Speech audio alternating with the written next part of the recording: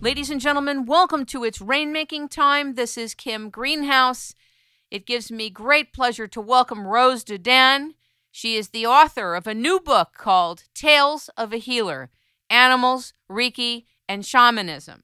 Now, I found out about Rose Dudan when I did an interview with the Earthfire Institute, which is doing remarkable work with animals. And I really had an interest in Reiki, shamanism, animal communication. And Rose Dudan is a Reiki master, an animal healer and communicator, and has tremendous experience doing healing work with animals and helping people in their relationship with animals. Ladies and gentlemen, welcome the author of Tales of a Healer, Rose Dudan, to It's Rainmaking Time. Good morning. Good morning. Thank you for being here. First of all, I want to have the public have an explanation, an introduction. What is Reiki?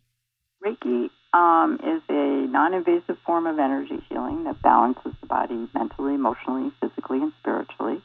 And its origin is Japan from the late 1800s, and it's credited to a gentleman named Dr. Makayo Yusui. Many years ago, I met some people who told me they were Reiki masters, and I have to be honest with you and tell you that in the earlier part of my life, I didn't believe it. I just didn't believe that energy work was real. I thought it was kind of airy-fairy, but now at age, I'm not going to tell you, 25 years later, at age 0, I found out that there is something to it. It really works, and that it's something. And I wondered if you could explain a little more thoroughly what the something is, first of all. Well, I'd like to first kind of respond to what you said about, not thinking that there was something to it or that energy, medicine was something that was, quotes, real. Because when I first became drawn to Reiki, it was because I reached a point in my life where it felt like it didn't have meaning or purpose. And I ended up reading an article that someone had written concerning her experiences taking Reiki. And it was I just felt drawn to that for some reason, and asked for a recommendation for a class because she happened to know all of the people in the area, and ended up signing up for the class and showing up with no idea why I was there, just simply having, kind of with an open mind. And it was during the attunement process that I had this tremendous experience. And the funniest part of it is that I could suddenly feel energy running through my hands, and I was like, oh my gosh, this is real. It hadn't occurred to me until that moment that it might be. So Reiki is a dialogue, shall we say, between the energy, what we call universal life force energy, or Reiki. Is that prana or chi? The chi, as I understand chi anyways, chi is personal. It is the individual.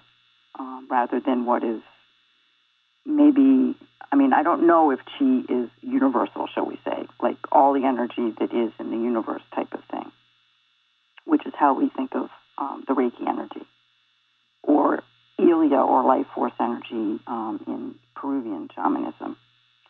And so there's a dialogue between that energy and the recipient, or the client, human or animal.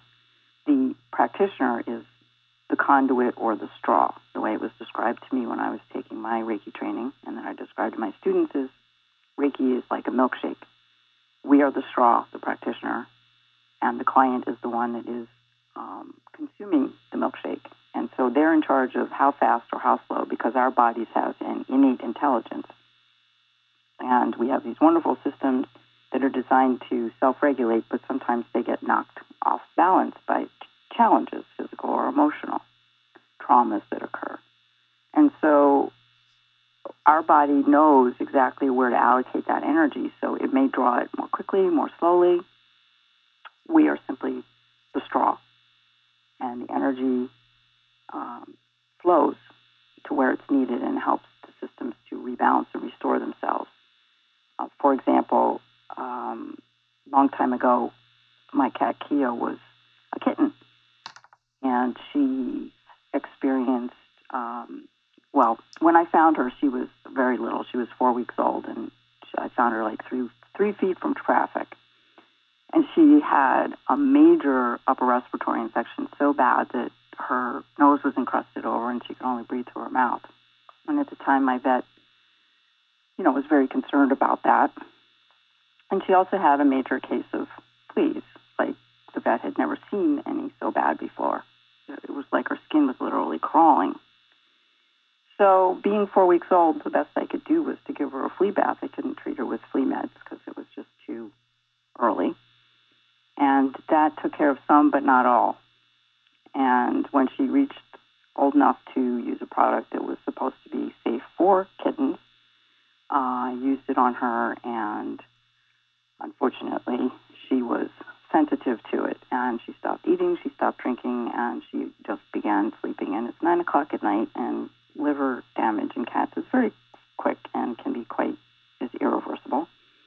And so I was, needless to say, quite concerned. And I thought, well, when in doubt, do Reiki. So I picked her up, and she's only 8 weeks old, and she fit, into the palms of both of my hands. And I started allowing the energy to flow and for her highest healing good. And she goes out like a light. And she's just lying there, and the energy is getting hotter and hotter and hotter. And she's getting hotter and hotter and hotter to the point where the fleas actually came out to the ends of the guard hair. She looked like she was pepper-studded. And I was starting to think of, gosh, is there such a thing as spontaneous combustion? Because she was just really glowing. And so I finally said, okay, I need to, put her down for a couple minutes. And I put her down. She walked over. She sniffed her food. And I thought, okay, we're on to something here. So I picked her back up about 15 minutes later. Another 10 minutes, she goes out like a light. She gets hot, but not quite as hot as the first time. And put her down. Again, she goes over. She has a little bit of water. Okay, good. Give her a half-hour break, another 10 or 15 minutes of Reiki. Again, she goes out like a light, but doesn't get hot this time. And this time when I put her down, she goes over, she eats, she drinks, and she goes off to play. And I thought, wow, bless Reiki. That's amazing. And I thought, what? Why? How did that happen? Well, the idea is that we have these wonderful energy systems that do great things. And one of the largest organs in the body that we forget about it being an organ is our skin. And our skin is designed to help us detoxify, among other things. Reiki helps to accelerate the healing process. And so that's what it did. It accelerated the expulsion of the toxins that were not agreeing. Her body was very clear, it needed to get rid of whatever